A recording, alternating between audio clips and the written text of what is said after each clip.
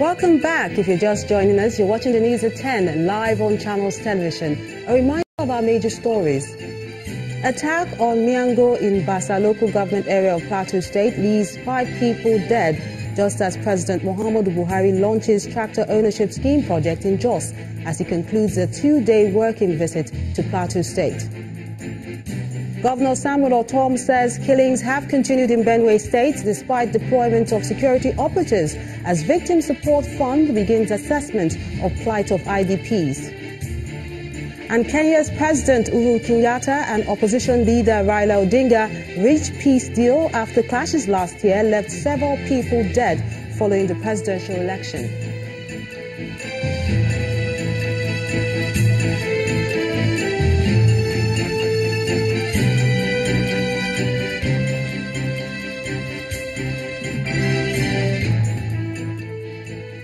For more on our top stories and others, just check out our website. It's channelstv.com and on youtube.com/channelsweb.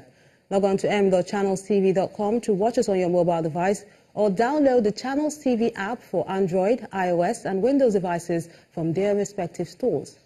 And there's more. The Channels TV and Channels 24 apps will give you access to news and updates. You also have the Eyewitness feature with which you can share those pictures, videos or news of happenings around you.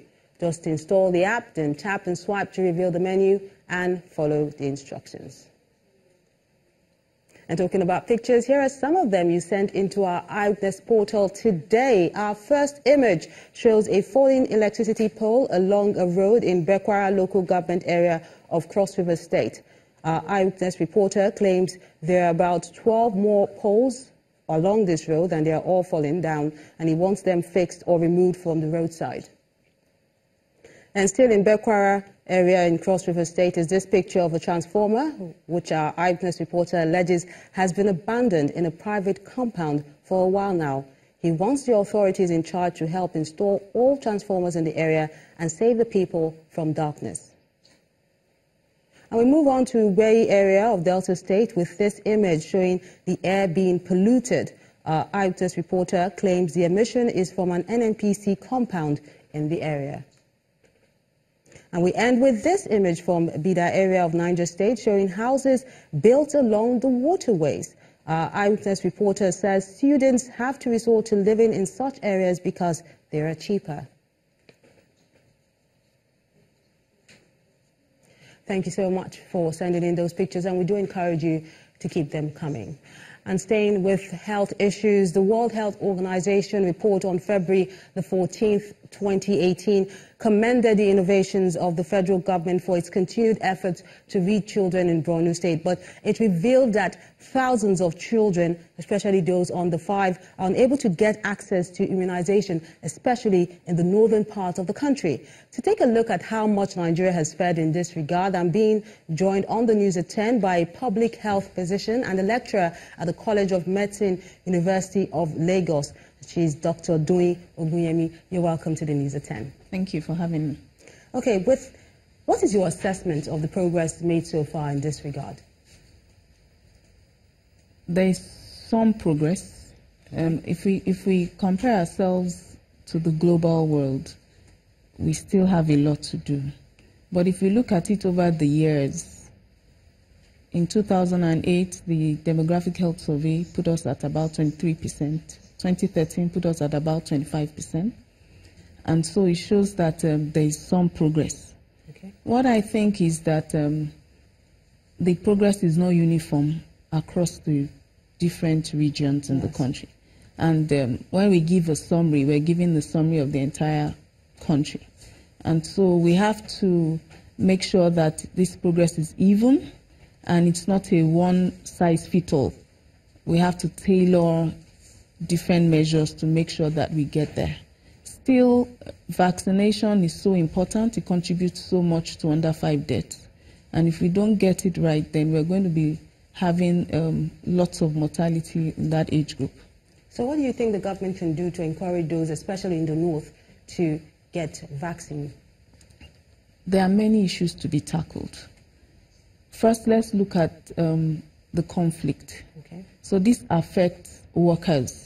Very recently, we heard about some aid workers who, were killed in the process of the work. So where there is a lot of conflict, so we need a lot more peace in that region. But even at that, still with it, a lot can be done, and there are things that are put in place. So let's look at hotspots, the IDP camps, and places where are hard to reach, and have strategies for such places where you can go in, do what you have to do, and come out and make sure that the workers are safe.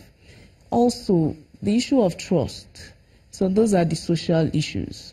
We know what happened some few years back, and that really caused a setback, after there was a lot of myths. And so you have to slowly get the people. So when I say social issues, we still have to go back to looking at the traditional rulers, looking at faith-based rulers, people who can influence the people and say, go on and take immunization.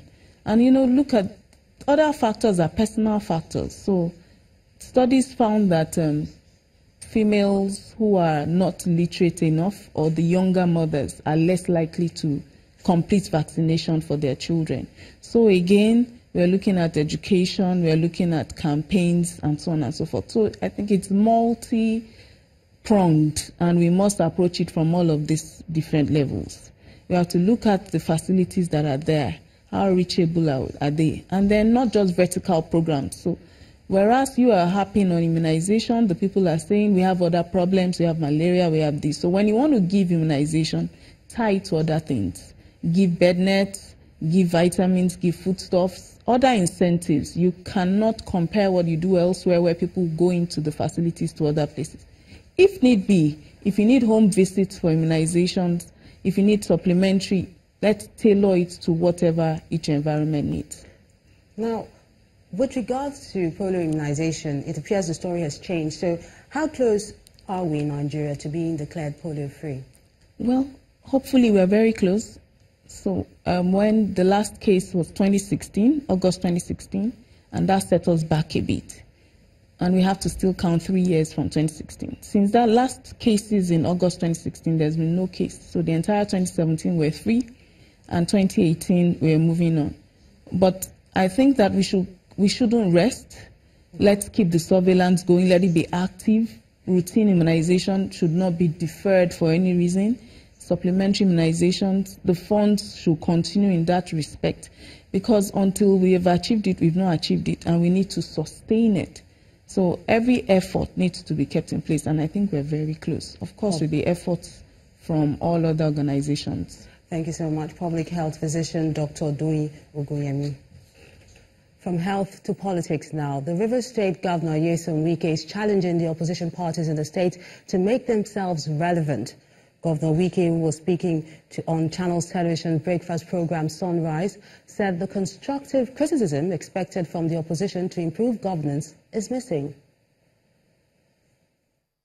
If you say a party is active, what makes a party active in a particular state? What makes a party active? How? But they're the opposition, and opposition they have been playing their part as opposition. What are they doing? Criticizing some of your policies. No. See, that is not the. You see, when you say the duty of opposition is not merely just to criticize. Yeah, criticism should be constructive criticisms. It should be constructive criticisms. Look at the entire state today. You don't need anybody to be told.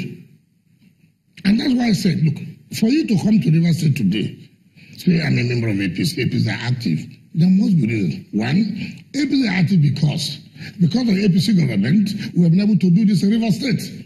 Because of the APC government, we've been able to bring this to River State. Because of the APC government, this and this has happened.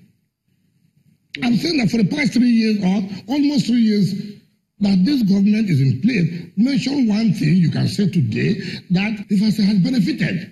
Okay, let's take this further. So you cannot. So when you are talking about active, how are you going to be active? Not even in the Riverine area. Sorry. Mention one.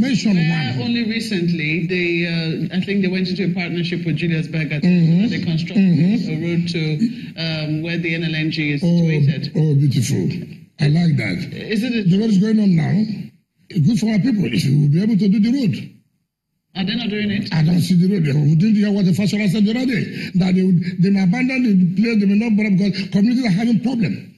I'm a governor of a state, and you're telling me communities are having problems. What is my role here? That is to tell you that actually they want to do the road.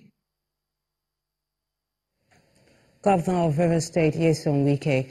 And staying with politics, ahead of the 2019 general elections, the Not Too Young to Run movement is asking the president to assent to the constitution amendment of the age limit bill when it gets to his table. The group insists the move will enable President Muhammadu Buhari fulfill his promises to the effect that his administration would create an enabling environment for youths to realize their potentials. To further press home their demands, the movement says it plans a walk on what it tagged a National Day of Action on Presidential Assent. To legal matters, the trial of a former minister of the Federal Capital Territory, Jumoke Akinjide, and 2 others continued before the Federal High Court in Lagos today. An operative of the Economic and Financial Crimes Commission, EFCC, who investigated the case, Usman Zakari, narrated how Akinjide and others allegedly took delivery of a cash sum of 650 million naira in March 2015. According to him, Akinjide and 2 others collected the cash at a bank in Ibadan, Oyo State, on the standing instruction of a former Minister of Petroleum Resources, Mrs. Desiani Alice Madueke. He said his investigation revealed that the 650 million naira was part of a total sum of 23 billion naira which Desiani kept in the bank. But the defense team asked the court to remove Zakari's entire evidence for being hearsay. The presiding justice, Muslim Hassan, adjourned the case till March the 23rd for further proceedings. And when the News at 10 returns, AMCON creates or seeks creation of private market to improve disposal of assets for proper valuation. And that's on Business News. Join us again.